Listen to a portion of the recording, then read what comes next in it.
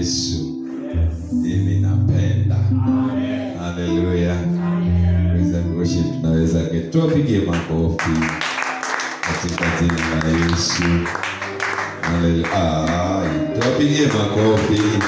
Na wenyewe tupigie makofi. Hallelujah. Bwana ni mwema. And the Lord is good. And all the times. Hallelujah. Hallelujah. Bwana asifiwe. Tunamshukuru Bwana kwa matendo yake makuu. Amen. We thank the Lord for his doings. We thank the Lord for his doings. Amen. Katika jina la Yesu. Amen. Hallelujah. Amen. Katika jina la Yesu. Amen. We thank the Lord. Ningependa tuangalie katika kitabu cha Mathayo kwa dakika 3 ama 2 tumuombe Mungu. Na ninajua ya kwamba Bwana atatuhudumia. Kitabu cha Mathayo 13 mstari wake ni wa 3. Mstari wake ni wa 3 na wa 4. Matthew 13 verses 3 and 14. Verses 3 and 4. Matthew 13 verses 3 and 4. Mathayo 13 mstari wake wa 3 na 4. And he spoke many things unto them in parables, saying, Behold, a sower went forth to sow. And when he sowed, some seed fell on the wayside, and fowls came and devoured. Some fell upon stone places where they had not much earth, and forthwith they sprang up, because they had no deepness of earth. Number 6 nasema, and when the sun was up, they were scorched, and because they had no root, they withered away. And some fell among the thorns, and the thorns sprang up and choked them. Number 8, but other fell in the good ground, and brought forth fruit, and 100-fold, some 60-fold, and some 30-fold. Who has ears, let him hear. Ya kwamba yeye aliye na masikio na asikie. Nataka tuangalie the concept of hii mfano ambao Yesu alipeana wa mpanzi. Anasema ya kwamba mpanzi alienda kupanda mbegu. The thing that is constant, the seed was available. Kitu ambayo ambayo ni sure ilifanyika ni kwamba mbegu ilikuwepo. In your life there is prophecy. Hiyo we cannot argue about it. Hatuwezi kupingana kuhusu hiyo, hatuwezi kuongea mambo mengine kuhusu hiyo, but there is a word of God in your life. Kama vile kulikuwa na mbegu katika kila mchanga ambayo ilikuwepo, hata wewe katika maisha yako kuna neno la Mungu. Katika jina la Yesu. What made the difference? Nini ilileta utofauti? Ni mchanga, ni mahali ambapo mbegu hii ilianguka. I pray that katika jina la Yesu, ninaomba katika jina la Yesu that your life becomes the fertile soil that will support the prophecy of God over your life. Na kwamba maisha yako yawe udongo yenye rutuba ambayo itakubaliana na unabii ulionenwa juu ya maisha yako, ambayo itakubaliana na neno la Mungu katika maisha yako. I want just somebody to pray. Mwambie Bwana, ninaomba this year 2025, there are so many things spoken over my life. Kuna mambo mengi yamenenwa, kuna unabii mwingi umetolewa. But Lord, I pray that I shall not be a rocky son, I shall not be a thorny son, I shall not be the son on the wayside, but I'll be that fertile soil that, oh my Father, your seed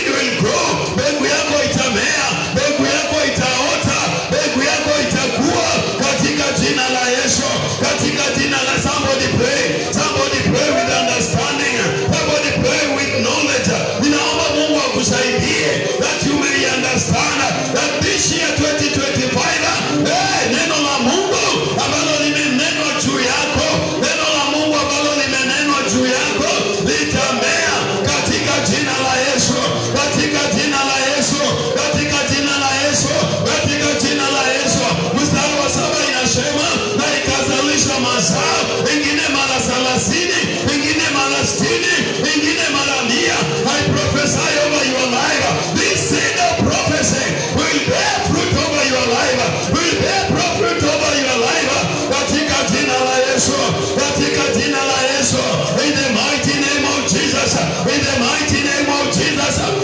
Kazoparamande, Ipazoparababoze. Mwambie Bwana, neno la unade, ulisema tutakuwa na pesa 2025. Let that word bear fruit. Let that word bear fruit. Ulisema you intervene in my life. My Father, let that seed bear fruit over my life.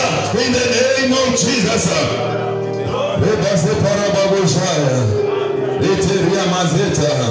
In the name of Jesus. In Jesus' name, we believe and pray. Katika jina la Yesu tumeomba na kuamini. In the name of Jesus, ninakuombea. I pray in the name of Jesus that your mind will be able to grasp things quickly. Ya kwamba mawazo yako yataweza kushika mambo kwa haraka. In the mighty name of Jesus. That demon, that spirit that operates in our families, that operates in your family, it prevents people from your family to understand things. Inazuia mambo katika jamii yenu kuelewekwa. Na especially the things of the Lord. Ninakemea hiyo roho katika jina la Yesu. From today onwards, you will understand and grasp when the Spirit is speaking. Katika jina la Yesu. In the mighty name of Jesus. Tunaweza kuketi tukimshangilia Bwana, ama tuketi kwanza alafu tumshangilie Bwana. Hallelujah. Hallelujah. Tumeketi. Let us celebrate Jesus. Hallelujah. Hallelujah. Hey. Jesus is good. Yesu ni mwema. Katika jina la Yesu. Hallelujah. Majina yangu linaitwa Pastor Patrick Wanjohi wa Mwaneki na Mudhoni. Nimeokoka. Nashukuru Mungu kwa sababu ya neema hii ya leo. Bwana ametutenda mema. Hallelujah. Na ninashukuru kwa sababu ya pia wewe kuja katika kanisa hili. I know it is difficult. Ninajua umeng'ang'ana. You coming here. Ninajua umeng'ang'ana. Hallelujah. Nataka tupigie Trixie, tumpige tu makofi, tuambie Trixie karibu kwa ibada. Tupige Trixie. Amen. Bwana asifiwe. Then wewe jipigie makofi. Wewe ni mshindi. Ambia mwenzako wewe ni mshindi. Umefika leo kwa ibada, you are a champion. Mwambie you are a champion. Kaa kama champion. Behave like a champion. Smile like a champion. Katika jina la Yesu. Only one thing hamjaambiwa. From this point, ukisimama huku, you look beautiful.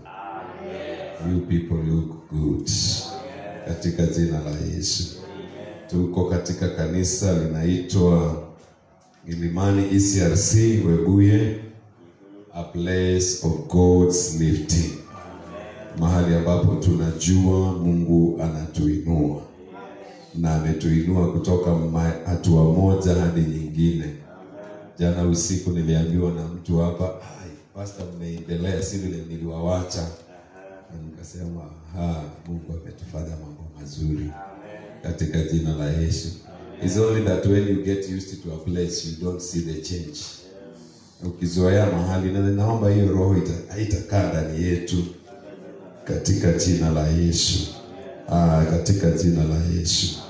Tunaendelea kuangalia symptoms ama symptoms of no confidence ama low confidence in one's life.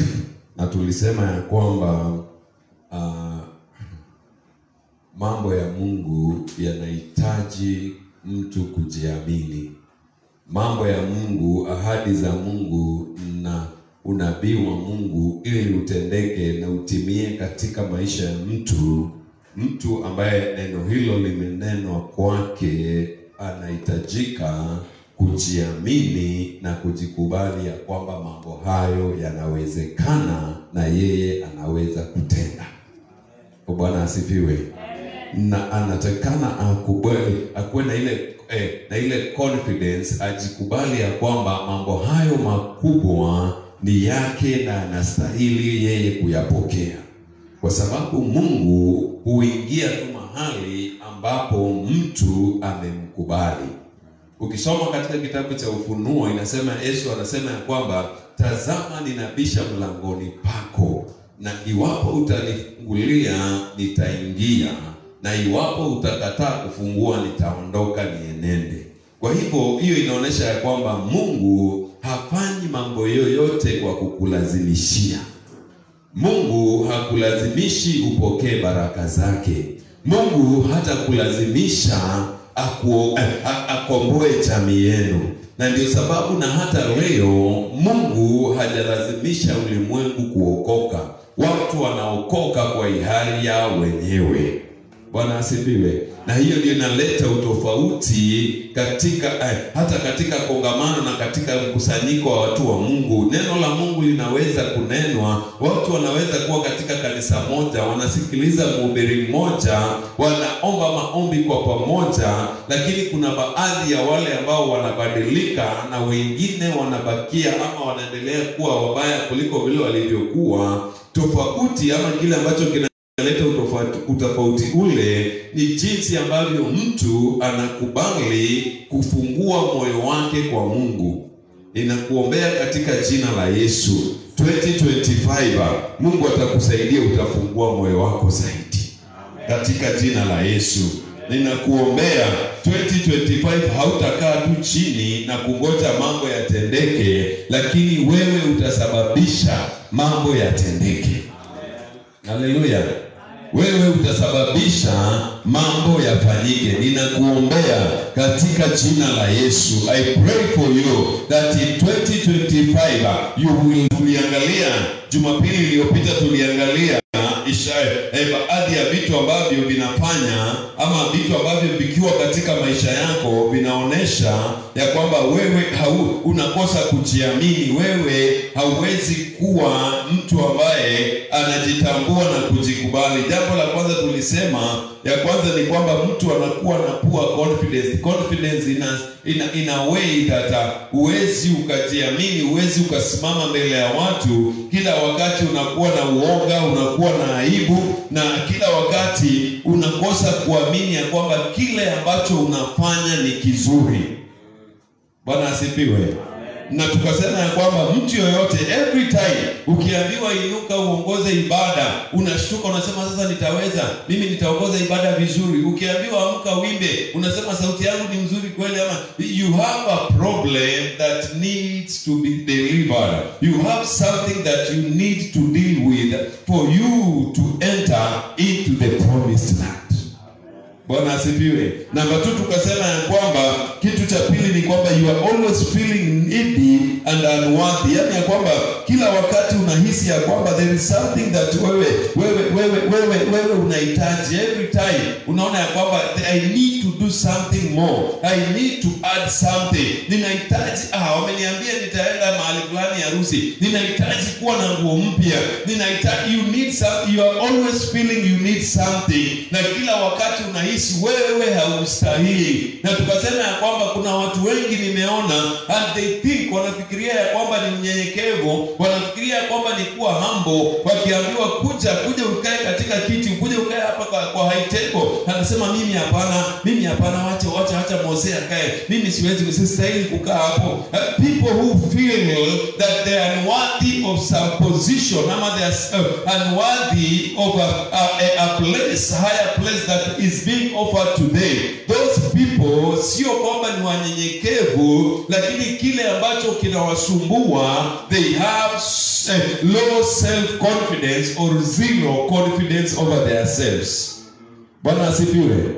For instance, katika kanisa hili every day tukikuja, people don't want to sit hapa mbele, na huko nyuma hakuna kitu wanafanya, but because they feel they don't merit to sit hapa. Leo ninamaliza hiyo roho. Ninakwemea hiyo roho katika jina la Yesu.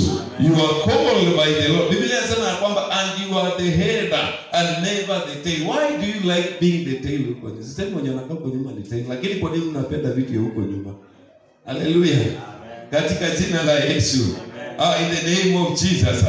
Katika jina la Yesu. Kwa nini unapenda huko nyuma? Because you don't have confidence. Naona tuko pale minister katika. Watu Bwana asifiwe. Haleluya. Katika jina la Yesu. Jambo la pili ni kwamba you worry and have number 3, you worry and have self doubt. Ya kwamba kila wakati unajishuku na unakuwa unajishuku na kila wakati umejawa na wasiwasi. Watu wa wasiwasi, Bwana ni mwema. Haleluya. Tunaenda kusaini deal mpaka uwezi shika kalamu unatetemeka. Yaani haleluya. Asifiwe Bwana Yesu. Asifiwe Bwana. Asifiwe Bwana Yesu. Asifiwe Bwana. Watu tuko nao hapa. Paka tu hata akiambiwa kesho tu tunaenda kutapata kazi kesho. Out of the wasiwasi wao paka hata hawezi kulala, naomba paka kazi inaenda. Yaani you worry until you lose your destiny. Si Mungu akukomboe. Watu wakiambiwa tunaenda kesho Nairobi, sasa shida imeanza, usingizi hakuna, nini hakuna, tunaomba Mungu, tunakemea barabara, mapepo ya ajali, tunaomba Mungu hatutachelewa, wasiwasi mingi. Bwana asifiwe. Ninakuingisha leo, I usher you into the realm of rest. Ninakuingisha katika confidence. Ukiambiwa unaenda utalala, ukiambiwa unaenda utakula, because wewe ni mtu ambaye anaheshimika, wewe ni mtu ambaye ako na mamlaka. Ukiambia dereva simama, anataka kujisaidia, atasimama. You speak with confidence. Ambia dereva simama, sisi ndio tumekulipa. Bila sisi huwezi kuwa kwa hii barabara, simama nijisaidie. You have confidence. Unaenda safari umeteseka, you don't eat anything. Haukuli chochote siku mbili ati ninaenda safari ya Nairobi, ninaenda safari ya nini huko. Si Mungu akusaidie, badala ya kuenjoy safari. Watu wanaona miti ikikimbia, watoto wanafurahi. Watu wanaona njugu zikipita, wanasema tumepita Band Forest mahindi. Wewe huwezi ukaguza. You have no confidence ya tutaambia dereva simamisha gari. Leo ninakuingiza katika jina la Yesu. Ninakuingiza katika jina la Yesu katika maeneo ya pumziko, katika jina la Yesu. Na pia mtu ambaye kila wakati unakataa, unakosa kukubali maoni yako, you don't believe in your opinion, you don't believe in katika maoni yako, uamini kila wakati. Unaogopa hata kuambia watu vile unafikiria tufanye, unaogopa kuambia watu maoni yako, ukifikiria watakataa. Mungu akusaidie kuanzia leo ujue ya kwamba uko na roho ya wisdom, and whatever you say it is wisdom. Katika jina la Yesu. Watu na ukitaka kujua symptom yao nyingi, because wanajidoubt na wako na wasiwasi. Hata ukimwambia sema kitu kwa mkutano, anakuambia tu hivyo vile wamesema. Ninakubaliana na vile mzee fulani amesema, hivyo vile wamesema, na ndani yake anajua kabisa hiyo pesa wamesema ni mingi. Wangapi wameenda mkutano ya bodi ya shule? Wangapi wameenda sijui kwa mwana wanakutana Luguluga ama huko Kamsini ama any meetings? Sijui kama kuna watu wameenda hiyo mikutano. Ama hata tuache hiyo ya secondary school, hata hapa ya SA, hata hapa AC, hata hapa DB. Unaona kuna wazazi wawili watatu wanakuja wanasema, kwa sababu wanataka mtu anataka kuwa chairman wa class, mtu anataka kuwa chairman wa PTA, mtu anataka aonekane hapo, anasema hiyo pesa mmesema tupatie walimu 200. Hiyo pesa ni kidogo, tutoe 500. Na wewe unajua hiyo 500 uwezi, mtoto wako ataishi nyumbani akifukuzwa. Unasema pia mimi nimeunga mkono, na kwa sababu ya kitu kingine. Sasa nikisema siwezi kutoa 500, wazazi wengine watanionaje? Unatakikana usimame uwaambie, ndio nimekubaliana na nyinyi mtoe 500, lakini hata I can afford is 200. Have confidence, wacha wasiwasi. Amen. Bwana asifiwe. Amen. Katika jina la Yesu. Katika jina la Yesu. Na ninakuombea, pokea ujasiri wa kusema hapana kwa mambo yenye iwezekana. The things that zitakuwa zinakufinyilia, I pray that you receive courage to say no to things that don't favor you. In the mighty name of Jesus. Katika jina la Yesu, pokea ujasiri wa kusema hapana kwa mambo ambayo hayakubaliani na matamanio yako. katika jina la Yesu. In the mighty name of Jesus. Katika jina la Yesu. Katika jina la Yesu. Biblia anasema ya kwamba na roho mliyopokea ni roho wa ujasiri. It is the spirit of boldness and courage. Hiyo roho ya kukubaliana na watu vile wanasema sasa walikubali tufanye nini? Hiyo roho ninaikataa katika jina la Yesu. In the mighty name of Jesus. Na ingine tukasema ni comparison. Kila wakati unakaa ukijiangalia, ukijikompara na ukijikompea na watu wengine, ukiangalia wanafanya nini, ukiangalia wanaendaje. Wewe kama kazi yako ni kujikompea na watu wengine, hata leo tuko kwa kanisa, unaangalia na nani amevaaje leo.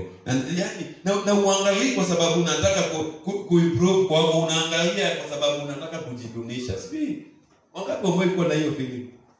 Hatuangalii kiatu ya mtu kwa sababu tunataka tutafute kiatu kama hiyo. Hatuangalii kwa sababu tunataka kucelebrate hiyo kiatu, lakini tunaangalia kwa sababu tunataka kuona yetu ya mtumba. Sijui Bwana ni mwema. Toka hapo. Mwambie mwenzako toka hapo. Katika jina la Yesu. Number 6 thing ambayo tunaangalia leo ni hii Mungu atanisaidia pia mimi napata confidence ya kuongea kizungu. Procrastination. Haya. Hiyo Bwana asifiwe. Haleluya. Kuhairisha mambo. Procrastinating my passion. Kuhairisha kile ambacho ninataka kufanya. Kuhairisha kile ambacho kinanivutia every time.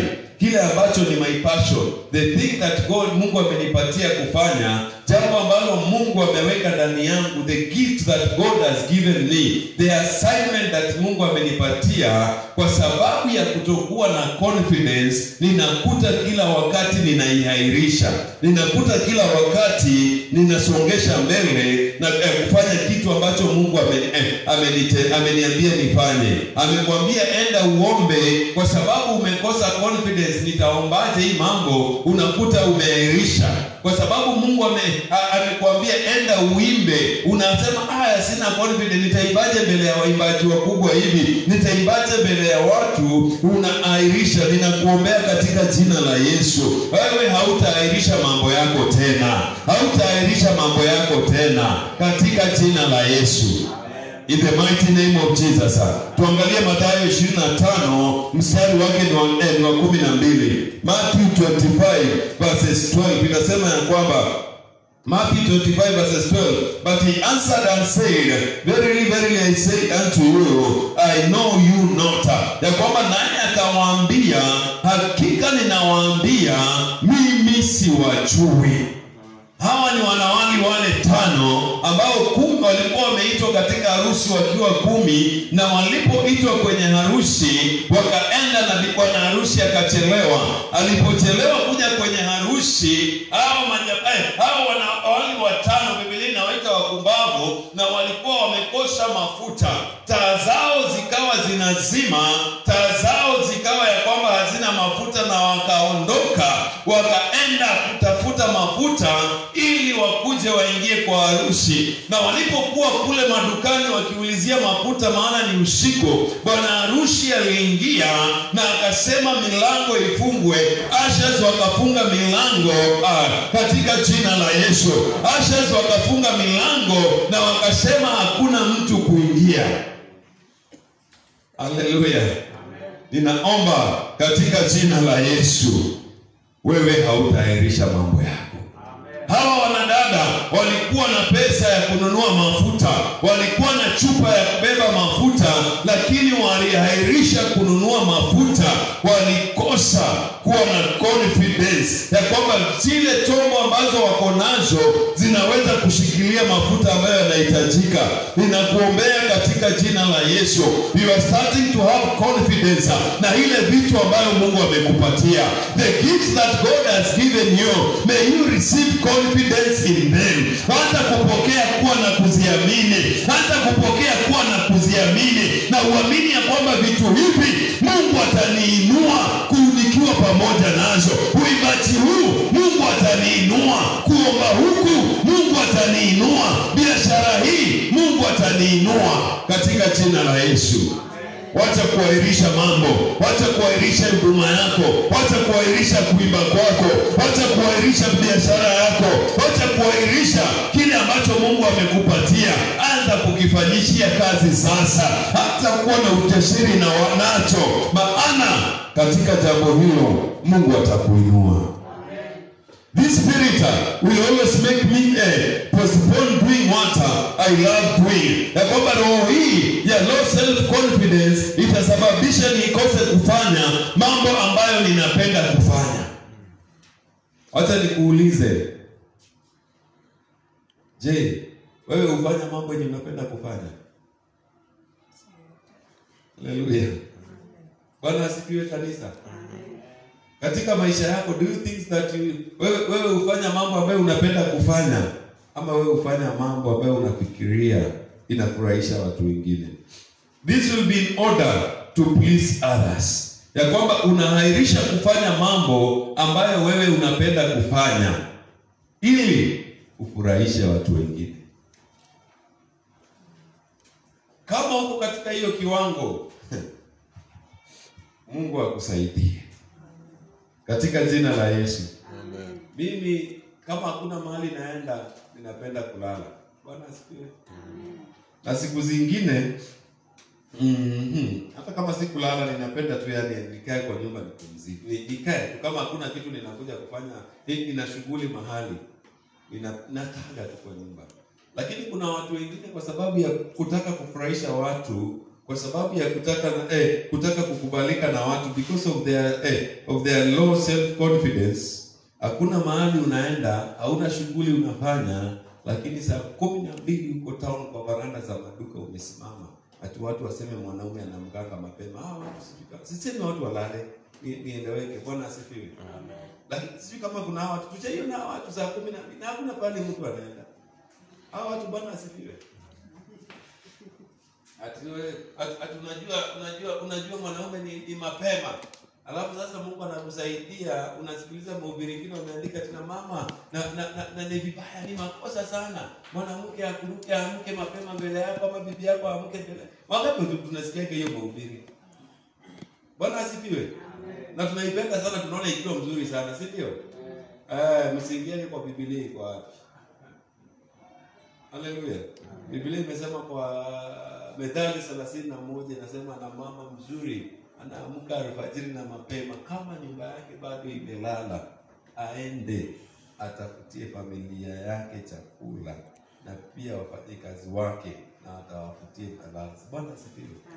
Ama mimi ndio nasomanga Biblia tofauti. Kuna mahali imesema mama wazee wasiamke mapema. Kama iko, sisemi wanaume wakuwe wavivu. Naomba nieleweke, si ndio? Lakini kuwa na confidence ya kwamba hata saa zile, hata wakati mwingine si eti hauna, lakini ni kwa sababu tu ile kazi unafanya labda inaanza saa 3. Labda ile kazi unafanya na mtu amekwambia tukutane saa 6 ndio tuanze shughuli. Sasa wewe unaamka saa 11, ati walimhubiri fulani alisema mama asiniruke akitoka kwa kitanda. Nani alikwambia hiyo? Unaamka uende wapi? Asifiwe Bwana Yesu. Asifiwe Bwana. Asifiwe Bwana Yesu. Asifiwe Bwana. Unahairisha usingizi wako ili ufurahishe watu. Unahairisha kukula. Wengine wakati mwingine tulikuwa tunateseka. Tunakaa pale kwa nini? Hapo kwa msikiti hapo tumekaa, tulikuwa tunasema tuko kwa varanda. Tumekaa, imefika saa 7. Asubuhi ulitoka mapema saa 12, hata wajaamka wajapika chai, umechomoka mapema umekaa kwa varanda, una matumaini labda itafika saa 7 mtu akwambie twende tukule lunch, ama mtu anunue kitu hapo mkule. Yaani huwezi rudi kwako kwa njaa imekupiga. Ati wanaume warudiki kwa nyumba saa ya lunch. Na wewe ndio ulinunua ugali. Wewe ndio ulinunua unga ya mahindi. Wewe ndio umenunua hiyo makaa magasi. Wewe ndio umelipa hiyo rent. Na uende kukula jasho yako. Wewe umelaaniwa. Mungu akukomboe. Amen. Bwana asifiwe. Amen. Biblia imesema na tutakula, we shall eat the fruits of our labor. Yes. Umeamka, umeng'ang'ana, umefanya kazi, umetafuta.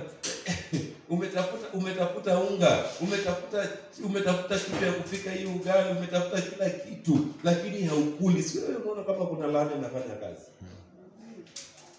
Ninakuombea katika jina la Yesu. Katika jina la Yesu, hiyo kitu itakutoka. Hiyo maneno itakuondoka katika jina la Yesu. You will have confidence to live your life. Na unajua unakataa tu kwenda nyumbani ndio waseme wa mwanaume aenda, kwa sababu mtu amesema mwanaume arudiki nyumbani lunch. Sasa ulisikia mahali na ikasemwa kwa radio, anything yenye imesemwa na watu wengi, it does not make it right. Nataka ujue hivyo. Popularity does not mean that something is right. Kwa sababu kitu imesemwa mara mingi haimaanishi kitu hicho kiko sawa. Hao watu Bwana asifiwe. Yaani unakaa tu kwa town, unapigwa na njaa, unapigwa na jua, hata mvua ikinyesha unatetemeka tu ati mwanaume anarudi nyumbani saa 3. Wewe shida yako ni nini? Go and eat the fruits of your labor. Amen. Katika jina la Yesu. But when time comes for me to do a bigger thing, that will change my life, I will postpone it. Acha nisome statement kwanza. I will do the ordinary stuff on time. Ya kwamba nitafanya mambo ya kawaida, tu mambo ya kukunywa maji, mambo ya kufua nguo nitafanya kawaida. Lakini ikifika wakati wa mimi kufanya mambo makubwa ambayo yatabadilisha maisha yangu, ninajikuta siwezi. Ninajikuta ninaogopa. The ordinary thing. Kama wewe, ninakuombea kwa jina la Yesu. Kama wewe vitu za kawaida, sijui kama tuko pamoja ama nimewapoteza. Bwana ni mwema. Kama wewe vitu za kawaida unafanyanga pasipo kuwa na wasiwasi, ordinary, the normal things, unaendanga mtoni kawaida. Kama wewe ni mtu wa kufanya biashara, stock yako ni shilingi 1000, kwenda kununua vitu 1000 unafanya kawaida, huna wasiwasi. Kwenda kwa soko kununua vitu ya 500 hauna wasiwasi. Kwenda kwa soko kuleta vitu ya 800 hauna wasiwasi. Lakini siku ile Mungu anakupea breakthrough ya kufanya shopping ya 10,000, hapo kunaanza kuwa na matatizo na kutetemeka. Hata dakika ya mwisho unasikia pesa imeibiwa sokoni. Ninakuombea roho confidence ikuishie. Hii roho ikuondokee katika jina la Yesu. Wangapi wanajua hiyo maneno yenye ninasema? Wangapi wanajua hiyo maneno? Wanaenda Mungu atusaidie, tutaanza kuwa na harusi hapa. Utaona tu kabisa, utaiona watu wenye wako na low confidence. Asisemi ni vibaya, si ndio? Lakini ukweli kubwa tukulagi kila siku, si ndio? Nyama zingine tukulagi kila siku. Tunapanga hapa sasa, sijui ni talk cafeteria. Inapanga hapa sasa ni siku ya kukula. Tumengangana na hii harusi usiku, tumengangana hapa, tumechinja ng'ombe, umengangana umeleta viti, umengangana umeweka hema. Sasa ni saa ya kukula. Unaanza kupostpone kukula. Hiyo roho ishinde. Watu wananyamaza. Hiyo roho ishinde kufululiza. In the name of wewe nimefanya kazi sana, wewe ni mtumishi. Bwana atukuzwe. Kila na mtumishi anastahili ujira wake. When you labor, ukileba kwa harusi ya mtu inatakana ukule. Amen. Tunaelewana? Sije kama mnipati. Nakupata. Bwana asifiwe.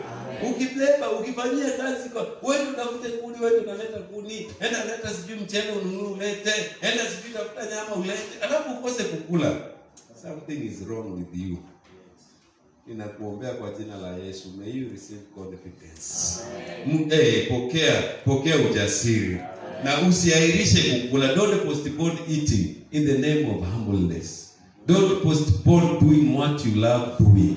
But ukisema ya kwamba umenyenyekea, Mungu akusaidie, you will do your things on time. You will do your things on time. Kuna laini ninakataa kwenda, lakini kuna watu pia wanakataa kuoa.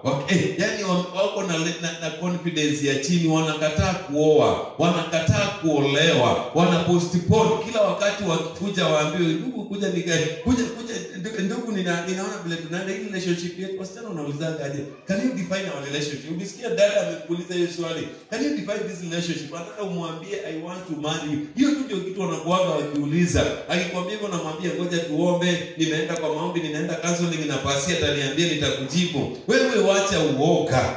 Don't postpone what you are doing. Na hata ukikutana na mtu kama unajua ana confidence na maisha, muombe kwanza. Mwambie ndugu, piga magoti, mwekelee mikono, ukemee hiyo roho ya low confidence. Umwambie pokea ujasiri, jiamini, unaweza kuwa bwana ya mtu. Amen. Katika jina la Yesu. Katika jina la Yesu. Na hao watu wakiendelea kuahirisha hiyo vitu, they become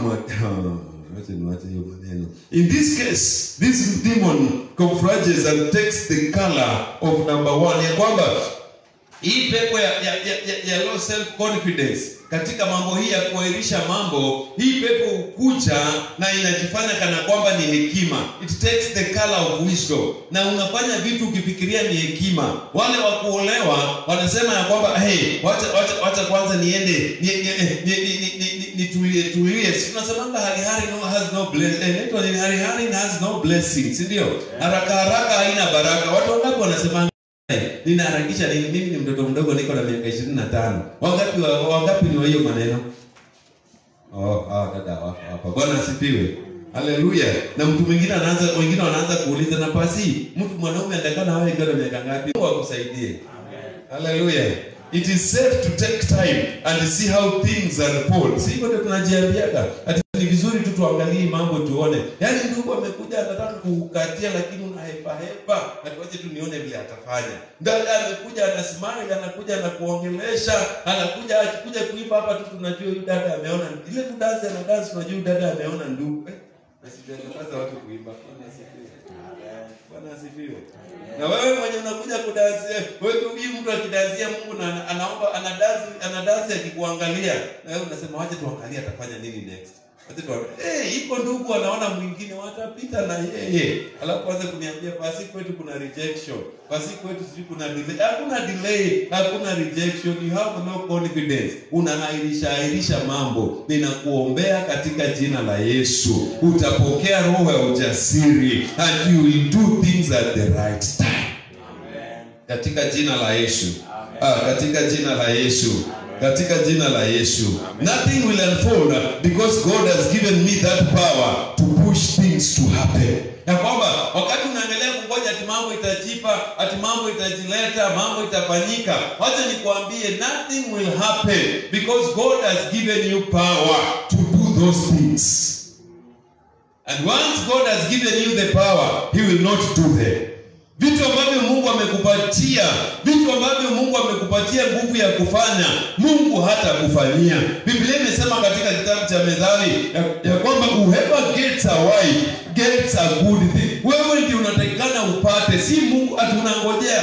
Wacha nione vile ita unfold, wacha nione vile kataenda. Ninajua tu atajikuta ameingia kwa nyumba, hata hakuna kitu itafanyika. Atakuwa utamuona akiingia kwa nyumba lakini ni kwa nyumba ya wenyewe. Utaona akipika lakini ni kwa kupika, anapikia mwanaume mwingine mwenye si wewe. Inuka na uanze kufanya mambo katika jina la Yesu. Some of us tunanyamaza, tunaangalia hata katika mambo ya biashara. Tunaangalia tuacha tuone hii biashara itaendaje, tuacha tuone watu watapigishana wapi na hii mambo, tuacha tu tuone, ninajua hii biashara tu yenyewe itajileta, hata kama ni yangu itakuja. Amka pale. Biblia inasema ya kwamba na tangu siku za Yohana Mbatizaji hadi leo ufalme wa Mungu unatekwa kwa nguvu, nao wenye nguvu watamiliki hiyo ufalme. The people who causes things to happen, they are the people who possess things.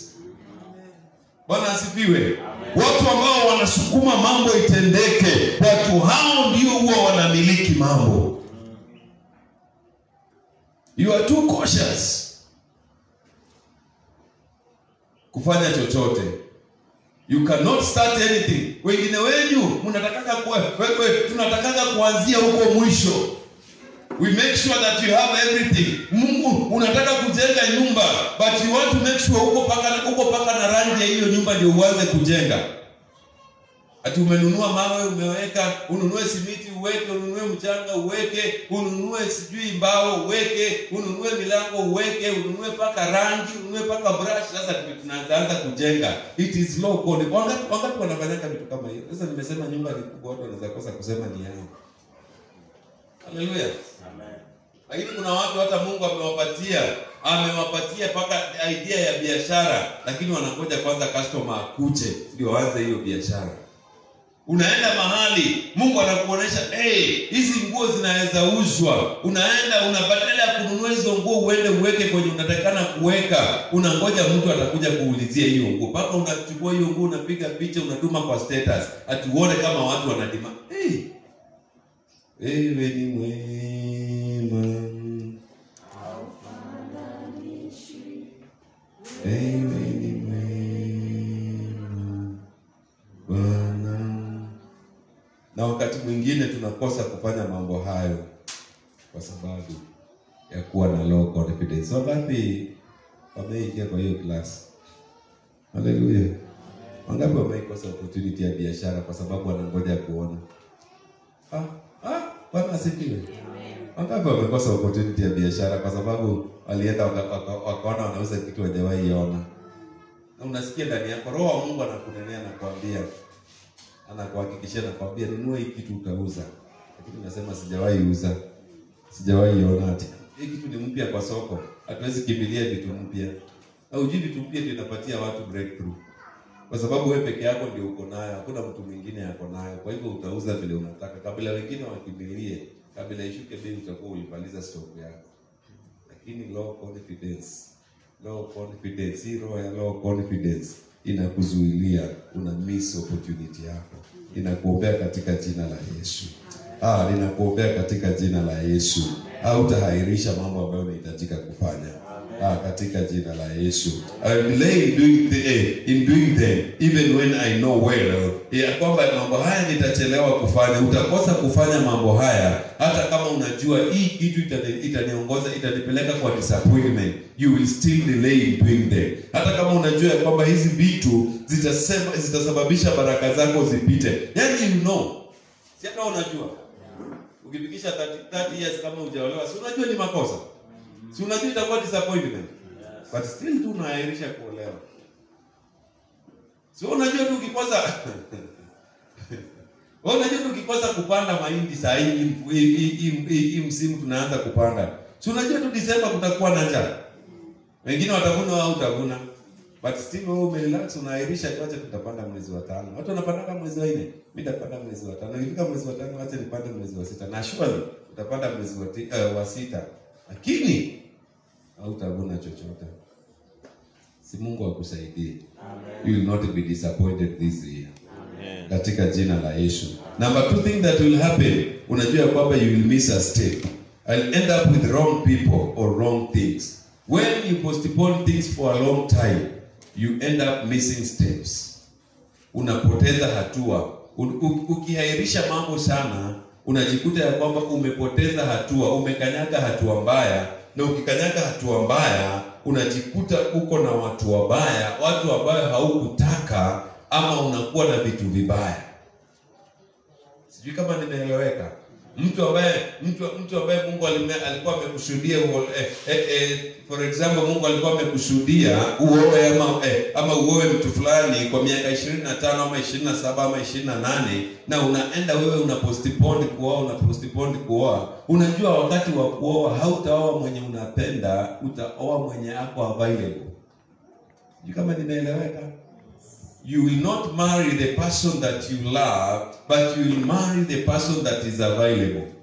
Alafu unaanza kujikaza hapa, people grow in love. Watu wanakuanga kwa mapenzi, na tunajua unavumilia. Because umejipata ukiwa watu Bwana asifiwe. Ninawaombea mtoke hapo katika jina la Yesu. We shall not miss a step. We shall not miss a step.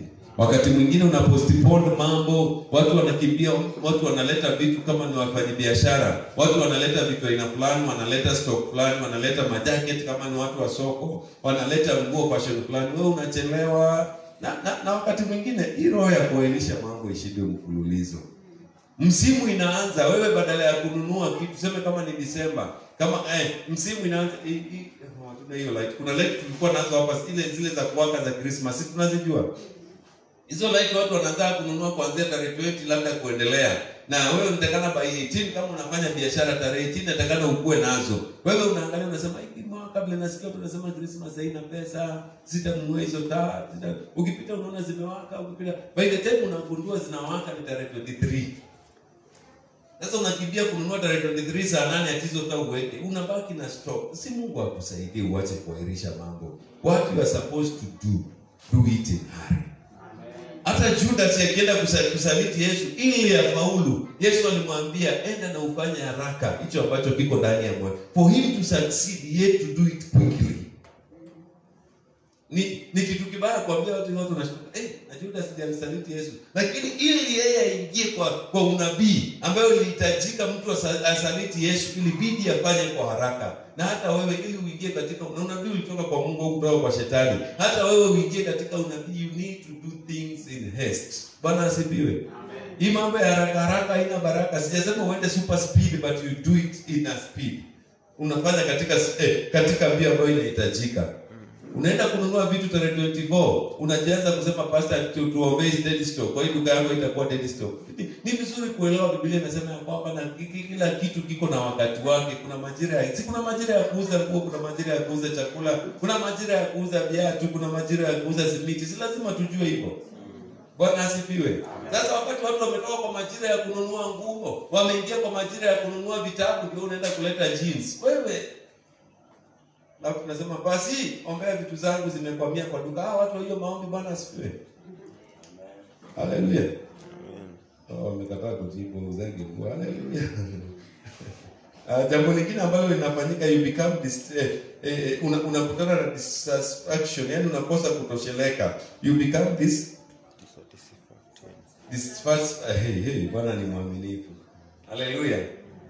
When you delay doing things, I find myself with people and things that I am not happy with. Na kwamba ukichelewa kufanya vitu utajikuta ama ukiwa mtu wa kuahirisha mambo, utajikuta katika hali ambayo hautosheleki nayo, hali ambayo haikufurahishi, hali ambayo wewe mwenyewe haikupendezi kukua katika hali ile, na pia unajikuta na watu ambao wewe haufurahi kuwa na wao, na watu ambao wanaleta huzuni kwa maisha yako.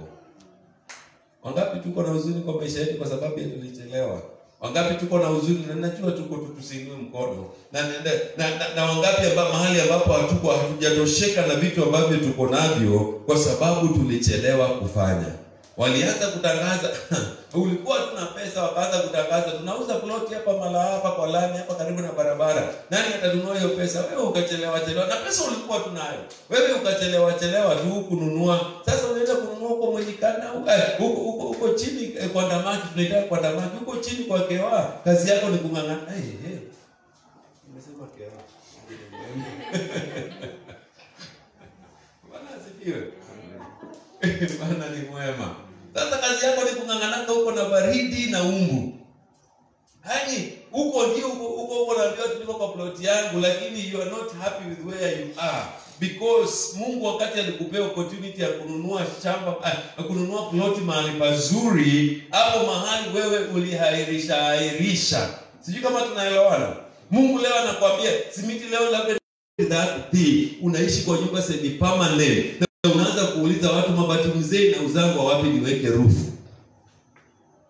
Yaani tumeingia kwa nyumba mpya, lakini tumeingia na mandoo na mabesheni ya kutegategaga mvua ikinyesha, lakini nyumba ni mpya. Yaani ninaomba katika jina la Yesu, that person is not you.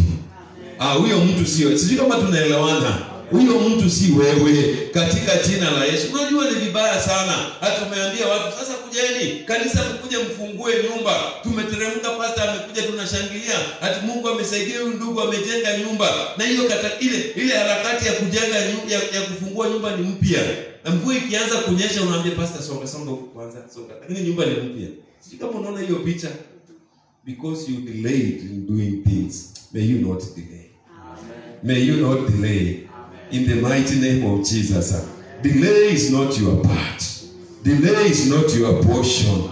In the mighty name of Jesus. Jiambia, I will not postpone things. From today, I will not postpone things. Jiambie kwa nguvu, kuanzia leo sitahairisha kitu. I will do them in haste.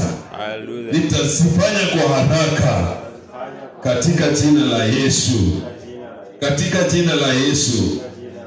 In the mighty name of Jesus. Yaani unaahirisha vitu zenye unahitajika kufanya kama hawa. Unaona hawa wanawali 5 wangeahirisha kununua mafuta mpaka bwana harusi ambaye alikuwa nasikia kwa nini wanaitaka the virgin. I don't know kama bwana harusi alikuwa aoe. I think so. Bwana harusi alikuwa aoe, si ndio? Na nafikiri alikuwa kuja wachague, maybe angechagua mmoja wao ama sijui ingekuaje, lakini waliahirisha kununua mafuta mpaka bwana harusi mwenye alikuwa na wataka anawaambia hawataki. You postpone things until the things that you wanted, they say they don't want you. Sijui kama tunaelewana. Kuna kiwango mtu anaenda unafika, unasema vitu zinaanza kukukataa. Wewe ulitaka vitu ambazo zilihitajika kuwa zako. Huyu bibi bwana harusi alihitajika kuwa bwana ya hao wanawali 5, lakini aliwaambia ondokeni, siwajui, mimi sikujui, mimi siwatambui, nyinyi ni siwajui, sijawahi waona. Ninakuombea katika jina la Yesu, hautaahirisha mambo hadi nyumba ikwambie ondoka, sikujui. Hautaahirisha mambo hadi ndoa ikwambie sikujui. Hautaahirisha mambo hadi gari nzuri ikwambie sikujui. Hautaahirisha mambo hadi amani ikwambie sikujui. Hautaahirisha mambo hadi afya nzuri ikwambie sikujui. I pray in the name of Jesus that you will not postpone things until your blessings tells you that they don't know you. Katika jina la Yesu. Katika jina la Yesu. Unajua unaweza ahirisha kitu mpaka hicho kitu kinakukataa, until those things that they shall hadi hizo vitu zinahitajika kuwa zako, they rebel against you, zinakukataa. It will not be our portion. It will not be your portion katika jina la Yesu. I wish somebody could understand inasema nini? That you shall not postpone things until your blessings reject you. Hautaahirisha mambo. Receive the spirit to do things in hurry. Pokea roho ya kufanya mambo kwa wakati. Receive the spirit to do things in hurry. Pokea neema ya kufanya vitu kwa wakati. Neema ya kufanya vitu kwa wakati katika jina la Yesu. In the mighty name of Jesus. Katika jina la Yesu. Number 7 thing is that not being able to do not being able to put boundaries in my life. Ya kwamba unakuwa na low confidence mpaka hauwezi ukaweka mipaka katika maisha yako. You cannot say no to some things. Hauwezi ukaweka mipaka, hauwezi ukakataa mambo kwa maisha yako. Ukisoma katika kitabu cha Judges Waamuzi 16 mstari wake ni wa 17, unaona Delila anamnyoa Samsoni nywele. Kwa sababu gani? Kwa sababu Samsoni alikuwa hajiamini, alikuwa hana confidence ya kwamba Delila anaweza kaa na yeye pasipo yeye kumwambia siri zake, pasipo yeye kumwambia agano lake na Mungu. Ninakuombea katika jina la Yesu. Ninakuombea katika jina la Yesu. Ule Delila ambayo shetani ameleta kwa maisha yako, kila wakati unamwambia siri za Mungu, kila wakati unamwambia maagano yako, na yeye anaenda ananyoa nywele zako, anaenda anamaliza nguvu zako. Ninaomba katika jina la Yesu, huyo Delila hata kushinda katika jina la Yesu. That Delila will not defeat you. Huyo Delila hata kushinda katika jina la Yesu. In the mighty name of Jesus. Katika jina la Yesu. May you be able to put boundaries over your life. Anza kuweka mipaka kwa maisha yako. Kuwa na ujasiri ya kuwa na mipaka. And every time you hear there is a boundary, nataka ujue kwamba there is an enemy. Every time unasikia kuna neno mpaka inatajwa, ujue kwamba kuna maadui, and that is why we put boundaries. Lazima ujue ya kwamba kuna watu ambao ni waharibifu ambao tunawaekea mipaka. Ninakuombea kwa jina la Yesu. May you receive confidence ya kuambia watu usiingie bedroom yangu. May you receive confidence ya kuambia watu usiingie jikoni kwangu. May you receive confidence ya kuambia watu mimi hapa lazima nitaomba katika jina la Yesu. Katika jina la Yesu. katika jina la Yesu. Ninakuombea katika jina la Yesu, utapokea ujasiri. Ukipokea ujasiri, utaweza kuweka mpaka kwa maisha yako. Don't allow your life. Usiruhusu maisha yako ikuwe ni kana kwamba ni kama kiwanja sijui ama kichaka iliyoachwa na mtu. Kila mtu akipita anapita vile anataka. Kila mtu akiingia anaingia vile anataka. Everybody knows your boyfriend. Everybody knows your girlfriend. Everybody knows your salary. Yaani kila mtu anajua kila kitu unafanya. Put boundaries in your life. Weka mipaka kwa maisha yako. Weka mipaka kwa maisha yako katika jina la Yesu. Katika jina la Yesu. Hawa watu wengine unakosa kuwekea mipaka. They drain your energy to achieve what God has purposed for you. Some of the people unawaambianga sijui kama tunajua hii maneno. Baadhi ya watu ambao umekosa kuwekea mpaka, unawaambianga maagano yako na Mungu. Unawaambianga mpango wako, unawaambia vitu ambavyo Mungu amesema atakuambia. They drain your energy. They drain your power. Vile Delila alinyoa nywele za Samsoni. Unaambia mtu nataka kwenda Nairobi kwanza biashara fulani. Anakuambia usiende Nairobi saa hii. Unajua ni mwezi wa pili. Na Mungu amekwambia clearly, enda uanze biashara fulani. Ninakuombea katika jina la Yesu. Hao watu wanawekewa mipaka katika maisha yako katika jina la Yesu. Roho wa Mungu anakuhudumia. Anakuambia uanze kuimba sasa. Anza kwenda katika mazoezi. Anza kuinuka katika uimbaji. Unaenda unaambia mtu niliambiwa nianze kwenda, ninasikia ndani yangu nianze kwenda praise and worship. Ninasikia nianze kumwimbia Mungu. Anakuambia hiyo kikundi na vile inakuwa na madharau na vile wanachagua nanga. Put boundaries over your life because in your singing Mungu amekupea ili ukuta ianguke, ili akukomboe. But because you don't have boundaries, watu wanakudrain nguvu zako. Ninakuombea kwa jina la Yesu, you will have courage to put boundaries over your life. Utakuwa na nguvu ya kuweka mipaka katika maisha yako. Your life is not an open book. Maisha yako sio kitu iko wazi ya kwamba kila mtu anajua kila kitu kukuhusu. Tunajua siku ile walikukatia, tunajua siku ile walikubuti, tunajua siku ile ulikubalika, tunajua siku ile walikukataa. Si Mungu akusaidie. Wengine wetu watu wengine uhusiano wao umekuwa ni ngumu kwa sababu watu wamekujua. Kila mtu anakujua. So ukienda kuuliza msichana anasema wacha mimi inquire kuhusu kidogo. Anakuwa huyo amekuwa na majamaa watano, amekuwa na mademu watano. Hajui mademu watano walikukataa, yeye ni wa sita, labda Mungu atakusaidia kukubali. Pia yeye anakukataa kwa sababu ulikosa kuweka mpaka kwa maisha yako. Ninaongea kwa sababu tuko hapo. Bwana asifiwe. Wangapi wame-experience hiyo kitu ninasema? Haleluya. Tuseme tu kweli. Wangapi wamekataliwa kwa sababu watu walisema kuwahusu? Si ndio? Somebody spoke about your life. Uliambia mtu kuhusu maisha yako, ukatoa mpaka, ukamfungulia roho. Akajua maisha yako inside out. Wakati anaona mtu amekuja kukubariki, wakati ameona mtu amekuja atakuinua kutoa hali moja ama nyingine, anaanza kukutoa nguvu. They drain you. Anaongea kukuhusu. Weka mipaka kwa maisha yako katika jina la Yesu. People will treat me based on the boundaries that I have set with them. Ya kwamba watu watanishika, watu watanitreat, tutahusiana na watu kulingana na mipaka ambayo nimeweka kwao. Let me tell you, watu watakuheshimu kulingana. The more you allow accessibility to you, the more people dishonor you. Kwa jinsi ambavyo unaruhusu watu wakuingie sana, hivyo ndivyo watu wanaendelea kukukosea heshima. Unataka heshima kwa mji, unataka watu wakuheshimu kule ambapo unakaa. Anza kuweka mipaka. Acha si mtu atatoka kwenye ametoka ameingia kwa nyumba yako, hata abishi afanye chochote. Au unaita Yesu. Ewe ni mwema.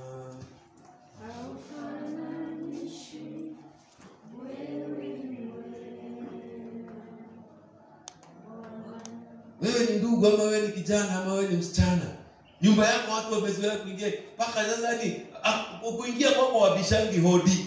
Kuingia. Yaani umeacha nyumba yako paka. Unajua mimi naona watu wakienda public hicho ya nje si common toilet. Si tunaijua. Si tunaenda unaona mtu anasema hapo, siku mwingine anasema uko ndani. Iko. Zinakuwa hivyo. Lakini wewe nyumba yako umeinyima mpaka watu wameidharau chini ya kiwango ya hiyo choo.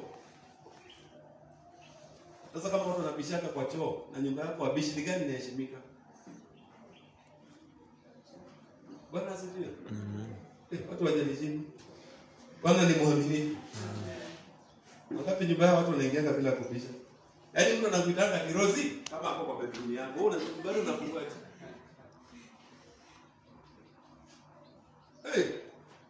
Weka mipaka kwa nyumba yako. Amen. Weka mipaka kwa maisha yako. Amen.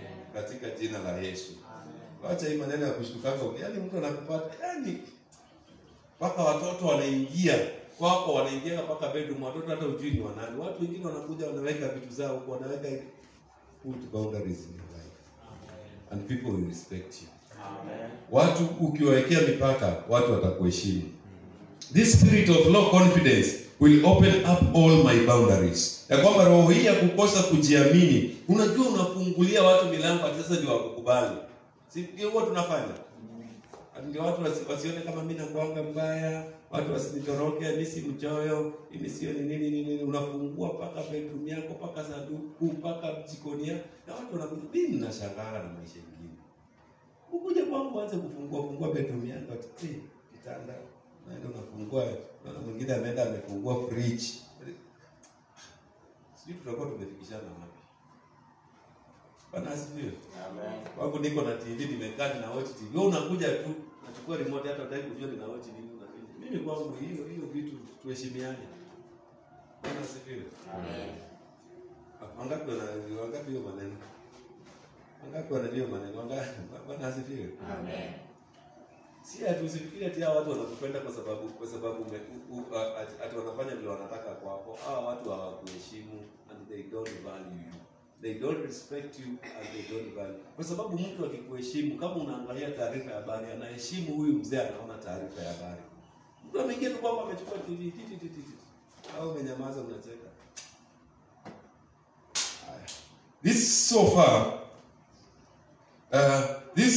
so far it will destroy me completely. Ya kwamba nikikosa boundaries kwa maisha, it will destroy me completely. I will tell people my inner secrets for lack of confidence. Ya kwamba kwa sababu sijiamini, nitaambia watu siri za maisha yangu, nitaambia watu siri ya mambo yangu. Na ninapowaambia, kumbuka Samsoni na Delila. Every time you tell people that, hey, mimi nimelima shamba mbili. Sasa kama unajua tumekaa mahali tunaongea, si ndio? Lack confidence inakuonesha watu wajui kama niko na kitu. Hiyo roho ya confidence. Watu bwana asifiwe. Amen. Si tunajua kitu. Mimi naona kama nyie mkaangi na hao watu.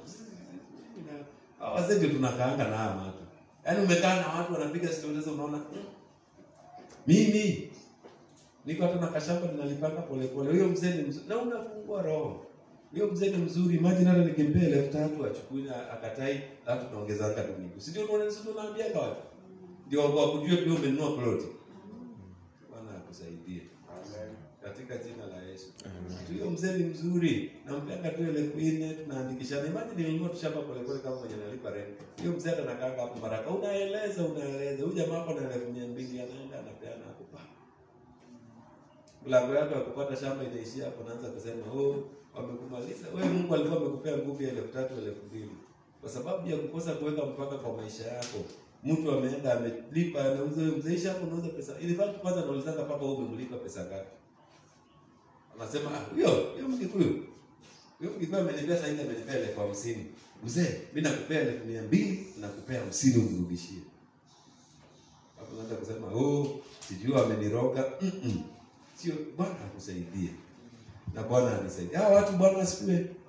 Tunaongea na watu sasa hata kwa sababu umekaa na watu unajikompea na wao. Tulisema low self confidence. symptom moja pia ni kujikompea na watu. Kwa sababu umekaa na watu unajikompea, wanaongea vile wanatoka kwao, vile wanafanya nini. Sasa unajikuta maisha yako umetoa mipaka, you don't have boundaries. Unaanza kuongea. Mimi nakuaga na mtu huko Nairobi, ananipeaga mzigo hapo Gikomba. Huyo mtu ni mzuri. Hata ananitumia kimaji, naweza tumia mzigo mara 3 kama sijamlipa. Unafungua moyo, unatoa mipaka, unaongea. Unasema hata ananizia, anakwambia nisaidie namba yake. Nikienda Nairobi ama nikifika Nairobi nitakupigia ni direct. Wewe, mtu akishuka Nairobi unamdirect, tunapeana. Jamaa anasema, kumbe huko hiyo soko inakuanga na watu wako na pesa ya cash. Utapiga simu nitumie mzigo, utapiga. Ulijimalizia nguvu zako kwa sababu ya kukosa mpaka. Bwana asifiwe. Kuanzia leo ninakuombea katika jina la Yesu, utaweka mpaka kwa maisha yako. Katika jina la Yesu. Katika jina la Yesu. And when you open your boundaries, when the enemy attacks, you cannot fight back. Wakati ambapo umekosa mipaka kwa maisha yako, adui akikuvamia, hauwezi ukapigana na yeye tena, kwa sababu si ni ukweli ulimwambia. Si ni ukweli anajua. Sasa utapigana na nini? Umemwambia mimi machadi 5 ama mademu 5 wamenikataa, hii taoni nimeteseka, mademu 12 wote nimekuwa na wao wamekataa. Si umesema si ni ukweli? Sasa mtu akienda kusema mademu 12 walikukataa, how do you fight back? Na mwenye alisema ameokoka, ukisema mimi nimeokoka, pia mwenye alisema ameokoka kama wewe. Mungu ni mwema. Mungu atatusaidia. The other thing is that I have poor self image. Kila wakati nikijiangalia, ninaona kana kwamba sifanani vizuri. I am never confident na myself. Watu wakujiangalia kwa kioo mara 10. Tukitoka kwa nyumba, Bwana asifiwe. Hey. Hallelujah. Hata unaweza kuamsha jirani. Leo unanionaje? Leo nimekaaje? Hiyo nguo imematch. Hiyo nguo imeingiana. Hao watu confidence ndio inakuaga chini. Si vibaya kuwa smart, but when you overdo it. Tunaelewana? Satan will always make me feel I don't look good. Kama kila wakati unakanga una feel kama mimi nilipeana hiyo example na watu wasicheke. Bwana asifiwe. Low self confidence, watu wasicheke. Mimi nilikaa miaka mingi nikifikiria mimi sura yangu sio mzuri. Sikujua mimi ni brown, handsome, tall. Sikuwa najua hiyo maneno. Sasa ili nionekane kana kwamba niko smart kidogo, nilikuwa naishi nikitembea hivi. Ndio sababu upo. Sasa najua nikifanya hivyo itaonekana dimples. Sasa low confidence. Yaani confidence yangu ilikuwa 0. Kwa sababu ya mambo ya maisha na hali ya maisha ambayo nilikuwa napitia, mimi mwenyewe kujiamini ati mimi ni mtu mzuri, ilikuwa imefika 0. Sasa nilikuwa tu inanyamaza. Hata watu mara nyingi, unajua watu wengi hata wenye tulisoma na wao wengi walikuwa wanajua hawajui hata ongeangi, ni mpole, wanjui anaka story, hata nakaaga tu peke yake. In fact ati nakaaga peke yake anaka story. Hivi si upole nilikuwa na maneno nilikuwa na mingi, lakini confidence ya kuongea nilikuwa naona sipendezi. Wacha siku nyingine tuende mahali tunaenda, kuna mama tulikuwa tunamtaka maiko shule atatuuzia mandazi. Siku nyingine tukaenda tukanunua mandazi kuuma, sijui ilikuwaje mate ikabaki kwa hiyo mandazi. Tukaona siku hiyo nikaacha kukula mandazi. Nilikula mandazi mate na sio unajua unaweza uma mate ichore kwa mandazi. Wakasema hapa mandazi, sikukula mandazi tena kwa shule. Low self confidence. Ati ninabaki saa break nyuma, ninangoja watu wakianza kurudi kwa darasa ndio nikimbia. Mpaka mandazi nimaliza. Kwa sababu ya nilikuwa naona my image is bad. Wangapi wako kwa hiyo klasi, walikuwa klasi yenye nilikuwa, Bwana hawatoe kwa hiyo darasa. Amen. Watu wataki kukubaliana, lakini kwa hiyo siri Mungu anaona sirini. Bwana akutoe hapo mahali. Wengine tulibadilisha hata walking style. Tunatembea kama tulivunjika, tuone kama at least tutapata. Hallelujah. Anyway,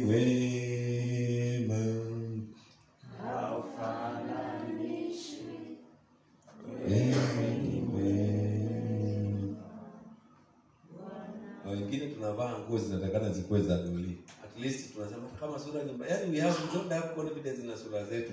Paka vile Mungu ni mwaminifu. He will make sure I'm always on the mirror. Ya kwamba kwa sababu ya kuwa na low self confidence na ninaona ninafanana vibaya, every time I make sure that I'm in the mirror. Watu wenye bana sipe kama ashas wetu wako, tuangalie vibeti za hawa mama tuone kama vio ziko.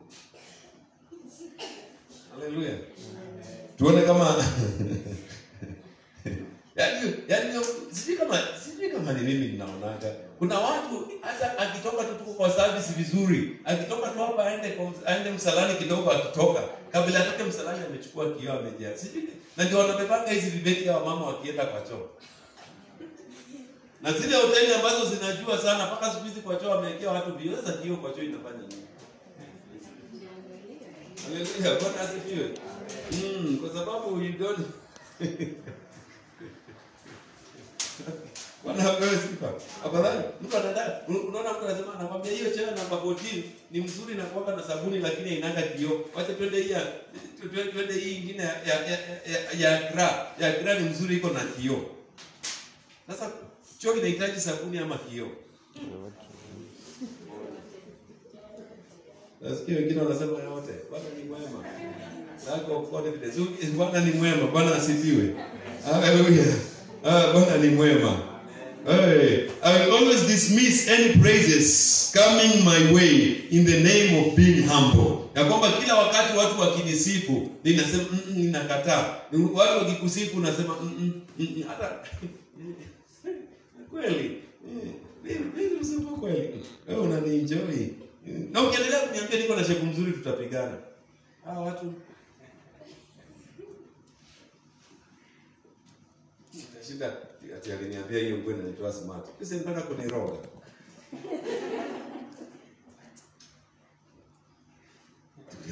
Unaona vile aliangalia. Tuliona vile aliangalia nyumba yetu. Mimi nilikuwa tunaangalia kwa hiyo shirika lakini hiyo mgeni alikuwa tunaangalia TV. Anaangalia tu uliona vile anataka kuiba. Yaani hata watu wakitaka kukupraise, they cannot get a position to praise you. They cannot get someone to praise you kwa sababu of slow self-confidence. Hallelujah. Alafu najifanya umenyenyekea. Tukikuja kwako. Tusiki kama wako. Tukikuja kwako wote tumeangalia TV hapa kama tumeangalia uko yako na tufanya tumenyenyekea. Tunafunika TV. Watu Bwana asifiwe. Watu Bwana asifiwe. Wacha tutoke hapo. Watu wakikusifu kidogo mambo imeisha. I will always dismiss any praise coming my way in the name of being humble. Sometimes I'll even fight when I'm complimented. Ya kwamba wakati mwingine hata ninapigana na watu wakati wakiniambia niko mzuri. Wala wanaambia wangu ni wasukua naleta shida. Bwana asifiwe. Ananiambia mimi msuku sitaki malaya. Sitaki hiyo roho yenyewe usherati sitaki. Unafikiri si wajui nyinyi watu huko hao wadada Bwana atukuzwe. Bwana wakoboe. Katika jina la Yesu. Ujiamini ya kwamba wewe ni mrembo. Ujiamini ya kwamba Mungu amekuumba vizuri. Ujiamini ya kwamba wewe kile unafanya vizuri. Tunakuja nakwambia dada umetuimbia vizuri. Hiyo kanisa hiyo hapa na madharau dada bila aliniambia. Wala watu wenye pasia kituangalia tukifanya ibada, tukifanya huduma wanaogopa. Bwana asifiwe. Pasia ikiwa karibu hatuwezi kunini. Bwana asifiwe. Ninakuombea kwa jina la Yesu, receive confidence. Katika jina la Yesu. Na ukikucompliment, mtu akikwambia umefanya vizuri, don't fight back, accept the compliment. Bwana asifiwe.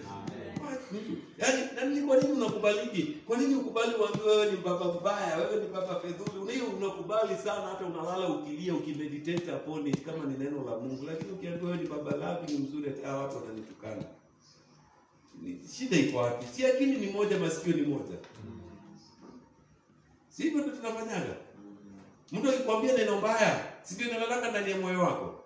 Lakini akikwambia mzuri, hata ukiteremka hapo chini unasema nimekemea sifa zote ni zako Bwana, ninakemea flesh, ninakemea mwili, mimi sina chochote kizuri, kila kitu chake ni za wewe Bwana. Hao watu Bwana asifiwe.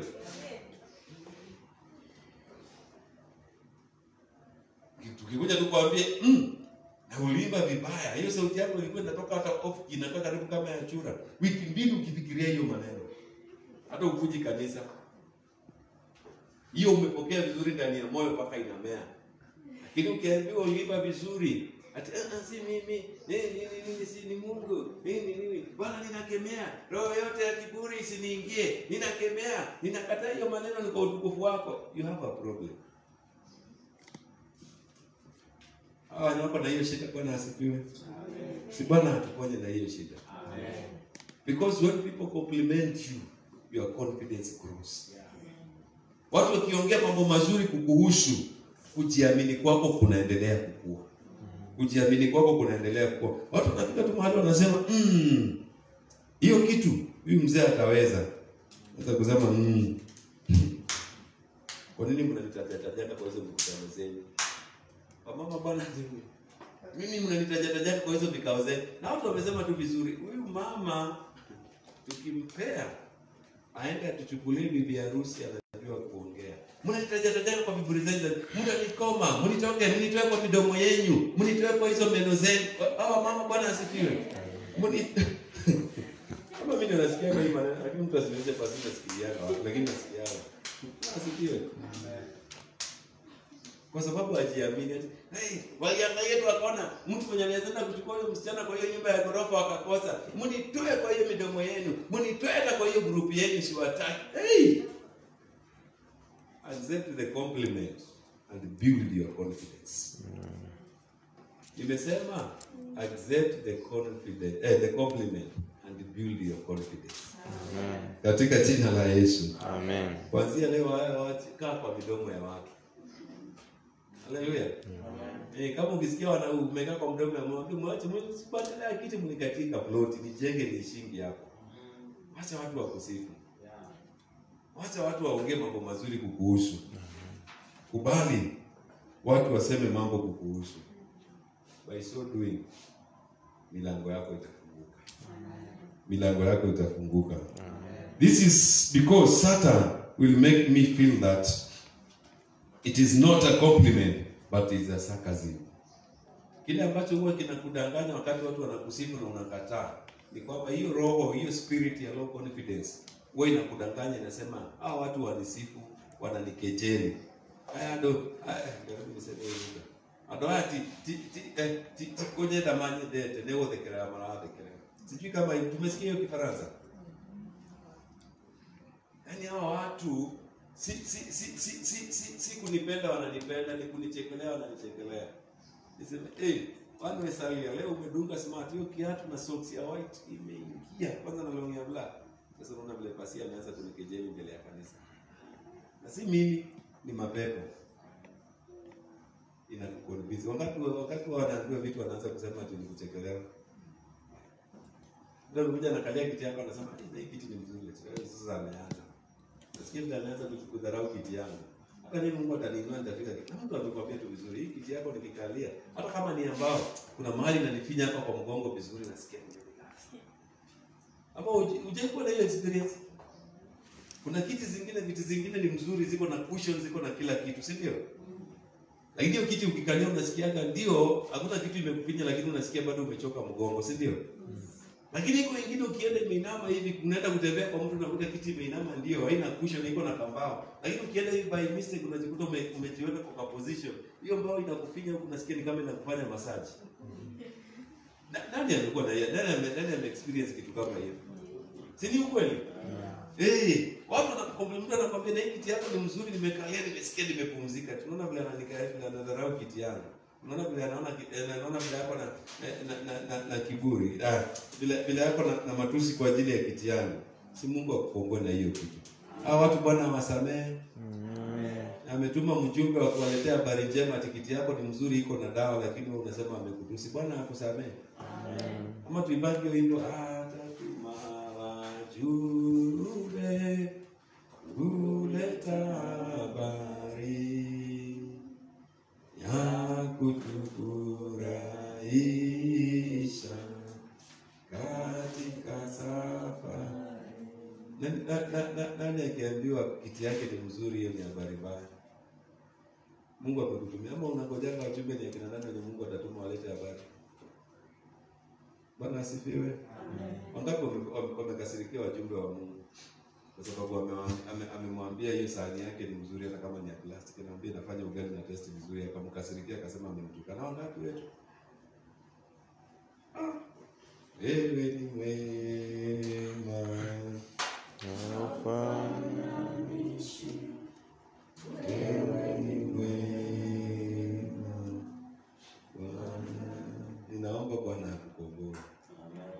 Aidha wanakukompliment kwa uzuri, ama mtu hapo na sakazi, wewe chukua positively. Sema itafanyika katika jina la Yesu. Amen. Sema itafanyika katika jina la Yesu. Bora mtu amesema kitu yako ni mzuri, itafanyika. Haijalishi amesema kutoka kwa point gani, itafanyika. Mungu unajuaje kama huyo ni bala au bala? Huyu nabii mwenye alikuwa amewekwa na huyu mfalme kuja laani wana wa Israeli. Siku na huyo nabii alikuwa anatumiwa na huyo mfalme kulani wana wa Israeli. Unajuaje kama huyo mtu mwenye amesema kiti yako hiyo unaona kama ni mbaya ni mzuri? Unajuaje kama ni nabii wa uongo Mungu amemlazimisha akuja akubariki? Alikuwa anakuja kukutana na anasikia amesema ni mzuri. Unajuaje? Na wewe unapingana nayo. Hiyo maneno mazuri. Katika jina la Yesu. Extremely sensitive. Number 9. People who are extremely sensitive. People with low confidence, they are always extremely sensitive. Satan will always give me reason to why. Yani kwamba katika kila jambo ambalo unafanya, huyu mtu anakuwa so sensitive. Ya kwamba nothing can just happen na uache iende. Lazima utafute ni kwa nini hao watu wako. Bwana asifiwe. Kwa nini nimejigonga wameniroga? Kwa nini chakula yangu imeungua, maroho ya kwetu imeingia? Hii nyumba iko na majini. Kwa nini kibiriti yangu sioni? Hii nyumba wametuma panya kunifilisisha. Hao watu Bwana asifiwe. Amen. Bwana asifiwe sana. Amen. Bwana anatusaidia. Na ninaomba Bwana atatusaidia ya kwamba we shall stop being extremely sensitive. Hao watu sio kama wako. They know more things. Tu mambo hata ya kawaida ya dunia. Unaona mtu anakuwa too sensitive. Wengine mpaka ndoa zimevunjika. There are people wamekuwa too sensitive na mambo na happenings za dunia. Mpaka unaona wameharibu familia zao. Wameharibu watoto wao. They are too sensitive, extremely sensitive. What will people say? Watu watanionaje? Ni nini imesababisha ifanyike? Anatafuta why. Kwa nini nimejigonga? Kwa nini tu alinichagua mimi? Kwa nini tu aliniambia mimi? Kwa nini tu alinipinpoint kwa watu wote? Kwa nini tu alinimention mimi? You have no self confidence. Grow up. Ndio mwenzako grow up. Si unajua hawa watu? Si wako katikati yetu? Kwa nini tu Pasi alisema mimi? Kwa nini tu Matron alinitaja? Hiyo mfano tu kwa nini alinitajia mimi? You are extremely sensitive and you are looking for reasons as per why. They are not they always react to things that are not even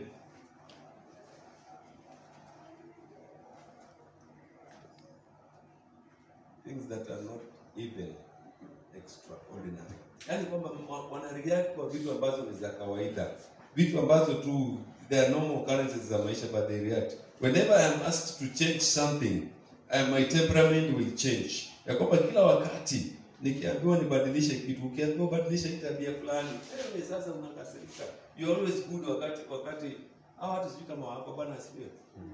You always good when you are giving advice. Correct. Au comfortable na confidence. But the moment tunasema wewe pia rekebisha kitu, una change hata sasa paka unakuwa watu Bwana asifiwe. Shida yako sio mingi, si tuko na kiburi. Si tuko rude. It's only that your confidence iko chini. Mungu akusaidie you build up your confidence. Amen. People with confidence is somebody who can take correction.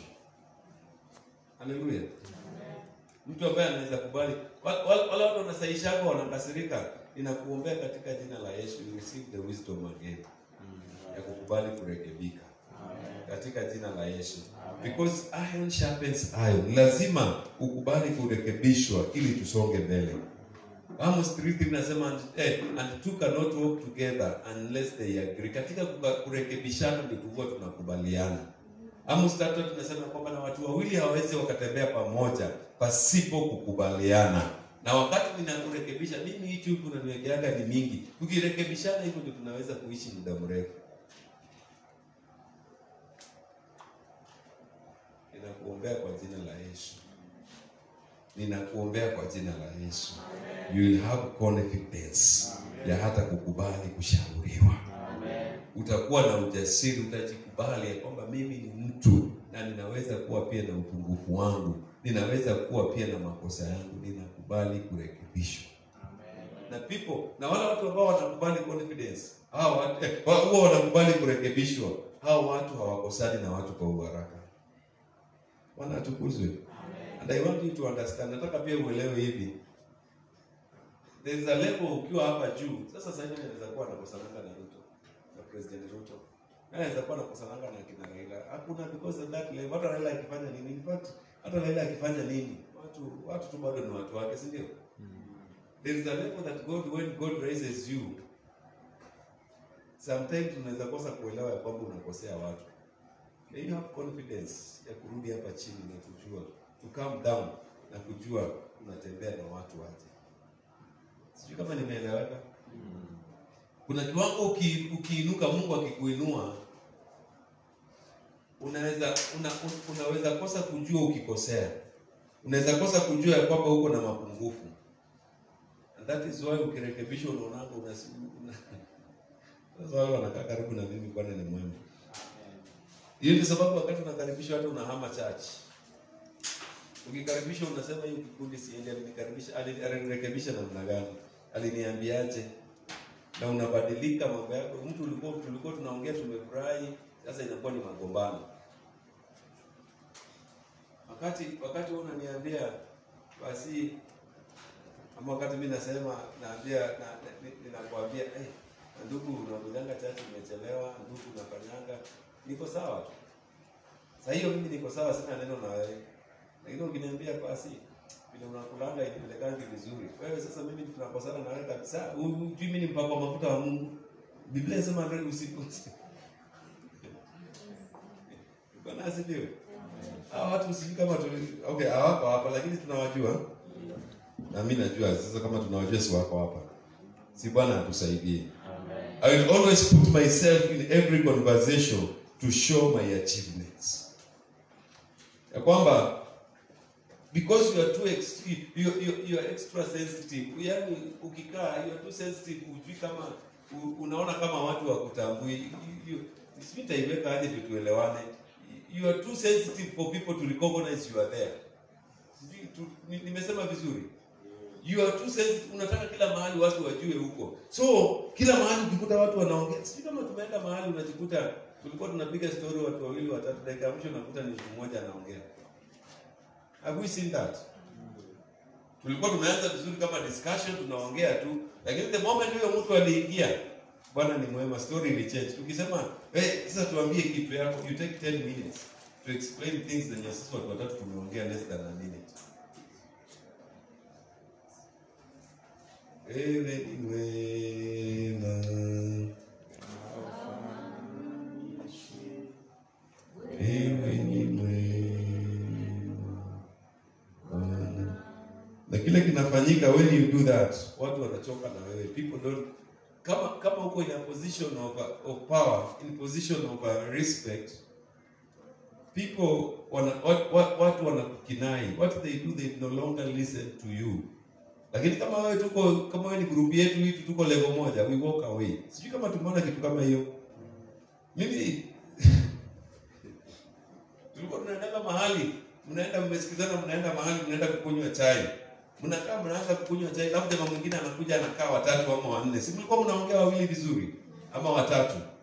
Mnakunywa chai pole pole, mmepanga hata mtakunywa vikombe 3 4. Lakini mtu mwingine anakuja hapa sasa anaanza story. Ndio anaongea, unaona kila mtu tulipe hiyo chai tuende. Si ati time yao ya kwenda, but sasa wamekukinai, wamechoka na wewe because you are talking too much. Anybody who talks too much, they have to check on their self-confidence. Hallelujah. Amen. Kama wewe unajikutaka hao watu wako. Bwana asifiwe. Si Bwana atusaidie twende mbinguni. Kama unajikutaka unaongeanga sana, and that is why that spirit of low self-confidence, when you speak too much, it opens a door for rejection. People will reject you. Watu wanaanza kukukataa kwa sababu umeongea. ama mimi ndio naonaga hii maneno namna gani? Mtu yote ukienda kwa committee, hizi committee watu tuna form za nyumbani, za matanga, za harusi, za nini. Somebody who mwenye huwa anaongea sana. In the beginning watu wanakuimpress kidogo, but wakiona umeongea sana, watu wanaanza kukukataa. Sasa nasema kama ni committee msilete kwa mtu fulani. Ama watu wanasema nani yako hiyo committee? Mimi siendi mkutano tutatoka. Sijui kama tunajua hiyo maneno. And then you start unaanza kulia, hey, watu wamenikataa, people are rejecting me. They are not rejecting you. The lack of confidence in you makes you become too sensitive that you don't listen to others. You just want to talk. Unataka tu kuongea ukiendelea. Si Mungu atusaidie katika jina la Yesu. Na Biblia inasema katika Methali ya kwamba na kwa wingi wa maneno mwanadamu huteleza.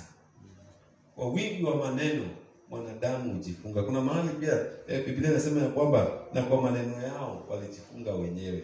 So unaweza jifunga na rejection because kwa sababu unaongea sana. Ni kama ni utaona kwa garage huko, wewe tu ndio unaongeaga. Mtu akienda kutaja stories za banki, umeanza stories za banki vile kwenye zilikuwa. Mtu akitaja story ya pombe, wewe sasa vile kwenye pombe ilikuwa. Mtu akitaja story ya nguo, sasa vile kwenye mnakuanga na makladi. Mtu akitaja ugali vile kwenye kuna, yani sasa ni kwenye unaongea, people reject you. Watu wanakukinai, wanakukataa. Ninakuombea katika jina la Yesu. You shall not pray against rejection, but you will gain confidence. Amen. Utapokea kujiamini kwako. You are good. People love you hata ukinyama. Ukismile to people, watu wanafurahi, watu wanakupenda. Ukiangalia watu ukiongea tu neno moja, watu wanakupenda na wanakufurahi. Hao watu ninawaombea katika jina la Yesu. May you receive your confidence back. May you receive your confidence back. In the mighty name of Jesus. Amen. In the mighty name of Jesus. Amen. Now after talking too much, I will feel guilty. And the circle will continue. Na baada ya kuongea sana, watu wakienda tena wanaanza kujishuhudia. Nimefanya nini? Si huwa tunakuwa na hiyo maneno. Niliongeaje? Wengine wanajisemanga ati nilienda kujianika mbele ya watu. I think wanaongea such a thing. Ati nilienda sasa nimejianikaje mbele ya watu. Then nasema siku nyingine sitaongea. Alafu kesho ukijikuta kwa kikao kingine unaongea. I break that circle in your life. Amen. I break that circle in your life. Amen. In the mighty name of Jesus. Amen. Number 10 thing as we finish. I am a people pleaser. Ya kwamba mimi ninafurahisha watu. Kile ambacho kinanisumbua ni watu wafurahi. Na una quote verses unasema ati hata Biblia inasema ya kwamba nione mwenzio bora kuniliko. Bwana asifiwe hao watu. Nione mwenzio ni bora kukuli. Paka ya kulange nyama mimi ni kulange mifupa. Ni bora kuniliko. Bwana asifiwe. Nakula steak na mgongo ya kuku, mimi nakula mabawa na miguu. Bwana asifiwe. People pleaser. Ninakuombea katika jina la Yesu. It will not be your portion. Haitakuwa ni wewe. Katika jina la Yesu. It will not be your portion. In the mighty name of Jesus. In the mighty name of Jesus. In the mighty name of Jesus. Katika jina la Yesu. It shall not be you. Katika jina la Yesu. Biblia inasema katika Galatians 1 chapter 10. For do I now persuade men or God, or do I seek to please men? For if I had pleased men, I should not be the servant of God. Ya kwamba ninatafuta kumfurahisha Mungu ama ninatafuta kufurahisha wanadamu? Kwa sababu iwapo ninawafurahisha wanadamu, mimi sio mtumishi wa Mungu. Kumbe low self confidence inakudisqualify kuwa mtumishi wa Mungu. Every time kama unatafuta kufurahisha watu, unafanya mambo ili watu wakukubali, you find yourself paka you cannot do what God has called you to do, kwa sababu unataka watu wafurahie na wewe. Ninakuombea katika jina la Yesu, you come back to your senses. Amen. You come back to your senses. Amen. In the mighty name of Jesus. Amen. In the mighty name of Jesus. Devil will make sure that I lack self-satisfaction. Ya kwamba ninakosa kutosheleka na vile niko. I cannot, yani shetani atahakikisha ya kwamba mimi sitosheki na kile ambacho ninafanya. I don't feel it is good until nifurahishe watu, nifanye kitu ya kufurahisha until somebody else tells me that is good. Biblia inasema ya kwamba pale Genesis, and God created, he said, I created day and night, and he separated day from the night, and he saw it was good. Mungu mwenyewe akaona inapendeza. Bwana asifiwe. Ati Biblia inasema kwamba na Mungu akatenga usiku na akatenga giza na akatenga nuru, na akasema nuru na ikuwe mchana na giza ikuwe usiku. Pale chini nasema na ikampendeza. Mungu akaona inapendeza. Nataka kuna kuombea katika jina la Yesu. Anza kuona zile vitu unafanya zinapendeza. Anza kuona zile vitu unafanya zinapendeza. Anza kuona zile vitu unafanya zinapendeza katika jina la Yesu. Ukivaa nguo unaona inapendeza. Ukipika chakula unaona inapendeza. Unawacha kufurahisha watu. Kwa sababu ukikuwa mtu wa kufurahisha watu, unawacha kuwa mtumishi wa Mungu. Sasa acha nikuulize, wewe ni mtumishi wa Mungu? Pastor unaonaje? Ile nimehubiri, pastor hata hana maneno. Nikisema pastor sio mimi tu. Pastor hata na maneno, hata amemaliza mkutano. Sasa pastor, tukitoka ushirika kwa sababu pastor hajakomend vile umehubiri, hajakuita kanga kwambia vile umehubiri vizuri, mpaka unatafuta pastor unaonaje? Nilihubiri vizuri ama nilikosea? Pastor, unajua mimi napenda tu nikosoe. Kabla pastor hajaongea chochote na Mungu hajaongea chochote, what you've done is good. Kile ambacho umefanya ni vizuri.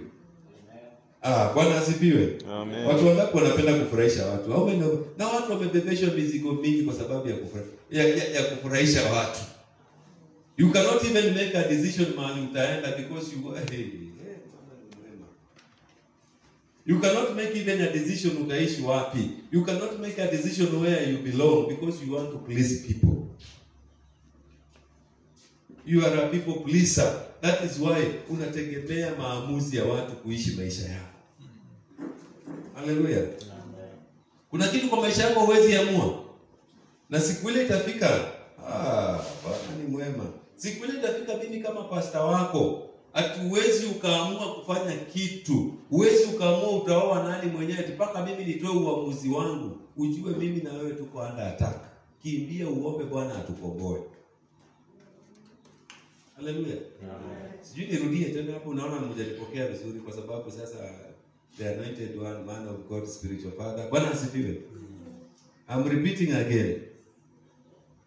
That day, ile siku itafika, uone ya kwamba huwezi ukafanya uamuzi ya utaoa nani. Uamuzi utashiriki kanisa gani. Uamuzi utafanya kazi gani. Uamuzi utanunua shamba wapi. Paka pastor akuja akutolee uamuzi. Enda ufunge na uombe. Maana wewe na huyo mhubiri, wewe na mimi tumevamiwa na shetani, tunahitaji kukombolewa. Katika jina la Yesu. Amen. Kwa sababu sasa yani unaingia uoga mpaka sasa unataka kunifurahisha mimi, ati mimi nikubaliane na kile unafanya. Na unajua sasa mimi ni sasa na hiyo maneno.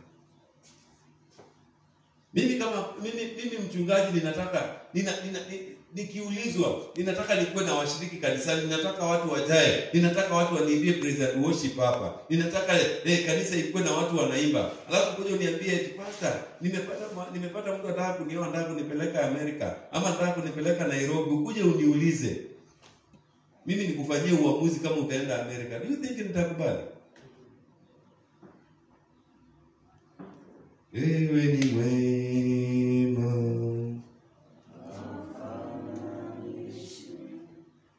wewe ni mwema Bwana. Wangapi katika hiyo mambo wamejiona? How many of us we've seen ourselves in those things? Tumejiona katika hayo mambo. Tuinuke tutuambie Bwana, I change these things. Bwana, ninabadilisha haya mambo katika maisha yangu. Ninabadilisha haya mambo katika maisha yangu. I change these things over my life. Nimeumia kwa muda mrefu. Bwana, nimeng'ang'ana kwa muda mrefu. Ninabadilisha mambo haya. Ninabadilisha mambo haya. I refuse to be a people pleaser. Mwambie tu Bwana, ninakataa kuwa mtu wa kufurahisha. Somebody pray, just pray. Ambia Bwana, ninakataa. I shall not be a people pleaser. Though would rather I shall have confidence. Nitakuwa na ujasiri Bwana ya kutetea vitu ambavyo ninaona ni vizuri. Nitakuwa na ujasiri ya kung'ang'ana na mambo ambayo yananisumbua. Bwana, ninaomba katika jina la Yesu ya kwamba Bwana, sitakuwa najiona sifai. Sitakuwa naona ya kwamba Bwana sifanani vizuri. Bwana, ninaomba that oh Lord, I'll have a good self-image. Ambia Bwana, nitaanza kujiona jinsi ambavyo umeniumba. Nitaanza kujiona ninapendeza. From today onwards, Bwana, ninajua I am fearfully and wonderfully made. Ninajua ya kwamba ninapendeza, na hizi nywele zangu ninapendeza, na haya mavazi yangu ninapendeza. Bwana, ninaomba katika jina la Yesu, nipe ujasiri wa kukubali jinsi nilivyo. Nipe ujasiri wa kukubali jinsi ulivyoniumba. Bwana, ninajua ninapendeza katika urefu huo, ninapendeza katika ufupi huo, ninapendeza katika unono huo. Katika jina la Yesu, katika jina la Yesu, Bwana, ninaomba, ninajikubali jinsi nilivyo, ninajikubali jinsi ulivyoniumba, ninajikubali jinsi ambavyo umenitengeza. Katika jina la Yesu, katika jina la Yesu, katika jina la Yesu, Bwana, I pray for the confidence. I pray for the confidence. Ninaomba Bwana, confidence is coming back. Confidence is coming back. Confidence is coming back. Akase paradesa. Ebaso paradaboshe. Eketana maze paramanda. Eketana baboshia. Katana maze paramanda. Ebaso paramande. Eteria baboshe paramanda. Somebody pray. Ambia Bwana, nimekuwa nimefungwa kwa muda mrefu, lakini ninajiondoa. I set myself free. I set myself free from this captivity of no confidence in the mighty name of Jesus. Katika jina la Yesu, katika jina la Yesu, katika jina la Yesu. In the name of Jesus. Ekazabira baboshi, eketara babosana, eketara baboshia. In the name of Jesus. Katika jina la Yesu, katika jina la Yesu. Somebody pray. Ninabadilisha maisha yangu. Ninabadilisha maisha yangu. I shall not be extremely sensitive. Ninakataa hilo ya kuwa sensitive kila mahali. Wakasepala maboshea. Emanda na maganda. Somebody pray. I shall not be sensitive to every comment. I shall not be sensitive to every word.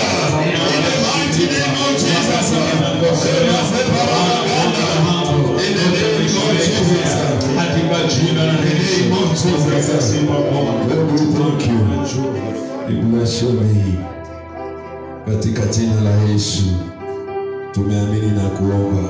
Amen. In Jesus' name we pray. Amen. Katika jina la Yesu tumeomba. Amen. And now I speak to your life. Oh, yes. Ninanena katika maisha yako. Yes. Kila roho ya kuahirisha mambo. Oh, yes. Kila roho ya kuahirisha mambo. Yes. Ninaikemea sasa katika jina la Yesu.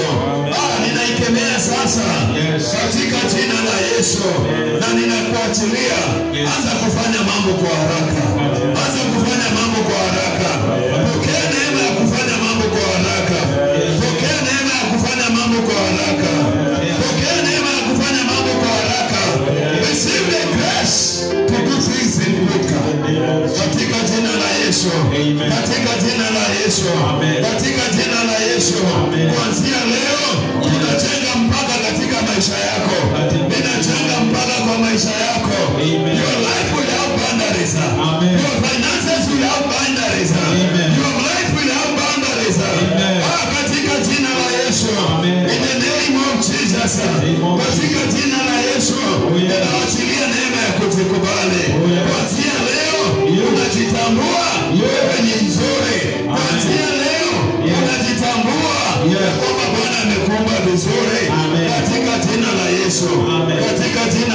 Yesu. Amen. From today, Yes. you shall not be extremely sensitive. In the name of mighty name of Jesus. Amen. Ninakuondolea mzigo Yes. wa kufurahisha watu. Amen. Ninakuondolea mzigo Yes. wa kufurahisha watu. Amen. Ninakuondolea mzigo Yes. wa kufurahisha watu.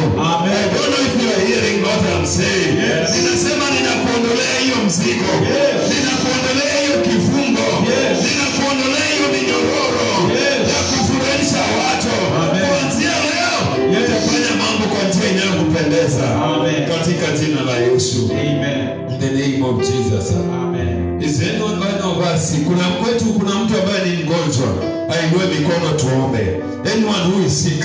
Yeye ambaye ni mgonjwa, ainue mkono tuombe na atapokea uponyaji. There is a miracle. There is a healing. There is a healing. Kuna uponyaji. If there is anybody sick or anybody sick mwenye unajua nyumbani, I speak na ninaomba katika jina la Yesu that you receive the healing power of the Lord. Pokea uponyaji wa Bwana. Pokea uponyaji wa Bwana. Pokea uponyaji wa Bwana. Pokea uponyaji wa Bwana. Ninakuombea wewe mwenye ni mgonjwa. Ninasema receive the healing. Hey, receive the healing of the Lord. Receive the healing of the Lord. The power that heals the sick is here. Yes. Nguvu za uponyaji ziko mahali hapa. Oh, yes. Na zinakuponya sasa. Yes. Zinakuponya sasa. Yes. Katika jina la Yesu. Katika jina la Yesu. From today, Yes. you are healed. Yes. Umepokea uponyaji wako. Amen. Upokea uponyaji wako. Amen. I speak to that pain to leave that body. Ninaamurisha hiyo uchungu iondoke katika jina la Yesu. Hypertension, I rebuke you in the name of Jesus. Diabetes, I rebuke you in the name of Jesus. Headache, I rebuke you in the name of Jesus. Stomachache, I rebuke you in the name of Jesus. Uchungu wa mwili ninaukemea uondoke katika jina la Yesu. Kila mapepo ya magonjwa Baba sopa rabagande riende sipa rabaganda inaikemea ondoka katika maisha ya wapendwa hawa katika jina la Yesu. In the name of Jesus we are prayed and we are believed and we are healed. Katika jina la Yesu tumepona. Amen. It is done. Amen. It is done. Amen. Wewe umepona. Amen. Wewe umepona. Amen. Katika jina la Yesu. Amen. Kuna mtu ana shida imemsumbua muda mrefu. Anything that has imekusumbua muda mrefu. Kuna kitu ambacho kimekusumbua for a long time. Kama kuna mtu kama huyo ainue mkono. There is something that you need. Unahitaji Mungu asolve kwa maisha yako. Kuna kitu unahitaji Mungu asuluhishe kwa maisha yako. Inua tu mkono. Bwana, hao ambao wameinua mikono kwa sababu ya mambo ambayo imewasumbua muda mrefu. Ulisema mwaka huu wewe unaingilia kati mambo ya watu. Bwana, katika jina la Yesu ninakuomba ya kwamba uingilie na usuluhishe mambo hayo. Uingilie na usuluhishe mambo haya kwa nguvu zako na kwa uwezo wako. Kila mzigo ambao wako nao, kila maswali ambayo wako nayo, kila jambo ambalo limewalemea, Bwana, ninatangaza kuanzia leo mambo haya yamesuluhishwa katika jina la Yesu. In Jesus name we pray. Katika jina la Yesu tumeomba. Do you have anybody who want to receive Christ? Je, kuna mtu angependa kumpokea Kristo? Kuna mtu hajaokoka na angependa kumpokea Kristo? The opportunity is yours. Naomba uinue mkono. Kuna mmoja kati yetu ambaye anataka kumpokea Kristo, anaweza inua mkono na tumuombee wokovu katika jina la Yesu. Do we have anyone of us? Katika jina la Yesu. Let us celebrate. Tumshangilie Bwana kwa sababu ya huyu ndugu anaweza kuja hapa mbele tuombe pamoja na yeye katika jina la Yesu. Is that how you celebrate? If you want to celebrate, shangilia Bwana. Jesus, shangilia Bwana. Shangilia Bwana. Let us celebrate Bwana. Celebrate Jesus. Celebrate Jesus. Celebrate Jesus. Katika jina la Yesu. In the name of Jesus. Katika jina la Yesu. There is power.